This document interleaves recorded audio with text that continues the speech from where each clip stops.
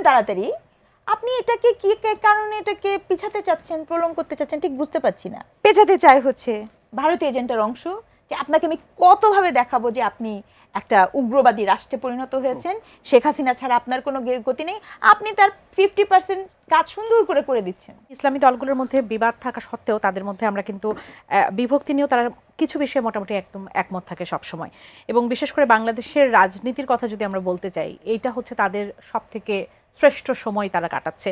সেই সময়টাতে বিএনপি মহাসচিব মির্জা ফখরুল ইসলাম আলমগীর বলেছেন যে বাংলাদেশে দক্ষিণপন্থীদের উত্থান হচ্ছে, ডাকসু জাকসু নির্বাচনী ফলাফলকে পর্যবেক্ষকরা বলছেন জামাতের উত্থান।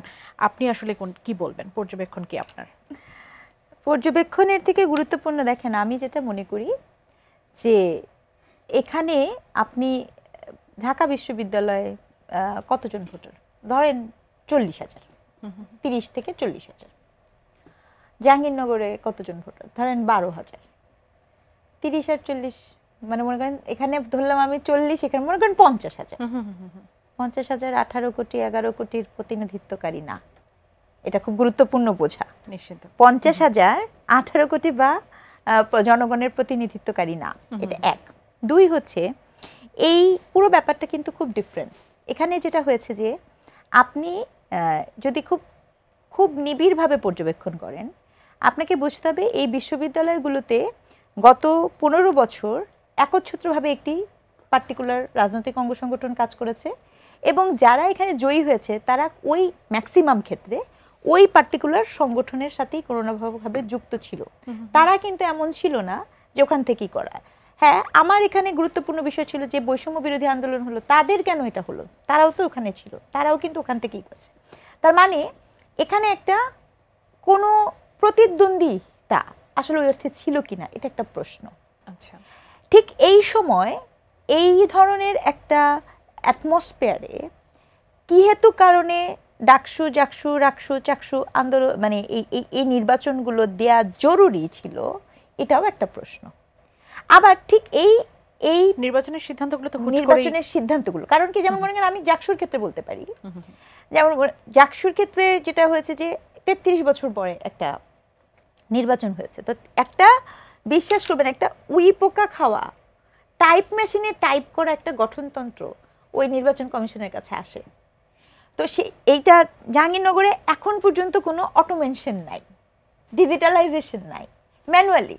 তো এই যে একটা ইনফ্রাস্ট্রাকচারাল সাপোর্ট, কাউন্টিং সাপোর্ট, এগুলো তো আপনার ইনফ্রাস্ট্রাকচারাল সাপোর্ট, এই সাপোর্টগুলো আমার কমপ্লিট হচ্ছে না।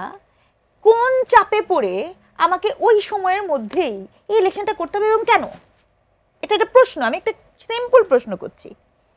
এবার আপনি পর্যবেক্ষণের কথা বলছেন, ব্যাপারটা হচ্ছে এই ইলেকশনটাতে যে রেজাল্টই এসছে সেটি নিশ্চয়ই কোনো না কোনো একটি পার্টিকুলার রাজনৈতিক সংগঠনকে একটা ইমোশনাল মোরাল একটা সাপোর্ট দিয়েছে, আবার কোনো না কোনো পার্টিকুলার রাজনৈতিক সংগঠনকে এটা চাপে ফেলেছে, যারা খুব মনে করছিল যে আমরা খুব জনপ্রিয়, এটা তো সত্য, যারা মনে করছিল যে একদম খালি মাঠে গোল দিয়ে দিব, এক্ষুনি সবকিছু করব।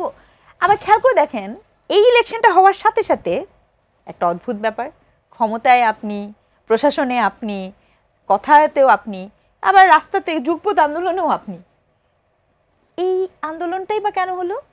তাহলে কি ব্যাপারটা এরকম ছিল যে বিএনপি, আমি এটা বিএনপির নেতার সামনেও বলেছি, এখন এনসিপির নেতা আছে, তো এই জন্য ব্যাপারটা এরকম না যে আমি কোট করছি, আমি বলেছি যে মনে করেন বিএনপি যেমন হুন্ডা দিয়ে শোডাউন করে, ওনারা গাড়ি দিয়ে বহর করেন, ওনাদের কোনো কোনো নেতা, সকলে না, হ্যাঁ, তো গাড়ির বহর করেন। ব্যাপারটা কি এখন এরকম হলো যে আরও যে পার্টিটি আছে তারা এখন একটা বহর দেখাচ্ছেন, পেশি শক্তি দেখাচ্ছেন, আচ্ছা, মানুষকে জনবল দেখাচ্ছেন। এই জনবল দেখানোর সূত্রে তার মানে আপনি কি করছেন? আপনি এখানে সচেতনভাবে, আপনি তো জিতেছেন, ম্যাম আপনার কাছে কি এটা মনে হয় জনবল দেখানোর থেকেও বেশি যে আমাদের গ্রহণযোগ্যতাটা আছে সেটা দেখানোর চেষ্টা করছেন? আমার কথা হচ্ছে আপনি তো জিতেছেন, তাহলে আপনি ইলেকশনে চলে যান তাড়াতাড়ি, ফেব্রুয়ারি ডিসেম্বরে দিয়ে দেন। আপনি জিতেছেন, তো আমি এত খুশি, আমি শুভকামনা জানাচ্ছি আপনি জিতেছেন, আপনি ইলেকশন দেন তাড়াতাড়ি। আপনি এটাকে কি কারণে এটাকে পিছাতে চাচ্ছেন, প্রলং করতে চাচ্ছেন ঠিক বুঝতে পারছি না। আর পেছাতে চায় কারা?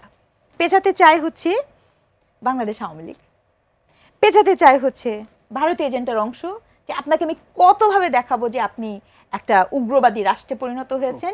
শেখ হাসিনা ছাড়া আপনার কোনো গতি নেই। আপনি তার 50% কাজ সুন্দর করে করে দিচ্ছেন। আপনি যে বললেন না মাইকে ঘোষণা করে করে মাচার ভাঙেন, আপনি কি মনে করেন আপনার পাবলিক ডোমেইনের রিপ্রেজেন্টেশন, সেই রিপ্রেজেন্টেশনটা কোনোভাবে বাংলাদেশের পক্ষে যায়? আমরা যারা দেশটাকে ভালোবাসি কখনোই না। বাংলাদেশের পক্ষে যায় কি না? যায় না তো। কিন্তু আপনি তো এই রিপ্রেজেন্টেশনের পার্ট হচ্ছেন এবং আপনি আসলে সচেতন অথবা অসচেতন ভাবে কোনোভাবে কি আপনি ওই বৃহত্তর যারা এজেন্ডার অংশ ছিল, যাদের উদ্দেশ্য ছিল বাংলাদেশকে এই জায়গায় নিয়ে যাওয়া, তাদের পারপাস সার্ভ করছেন?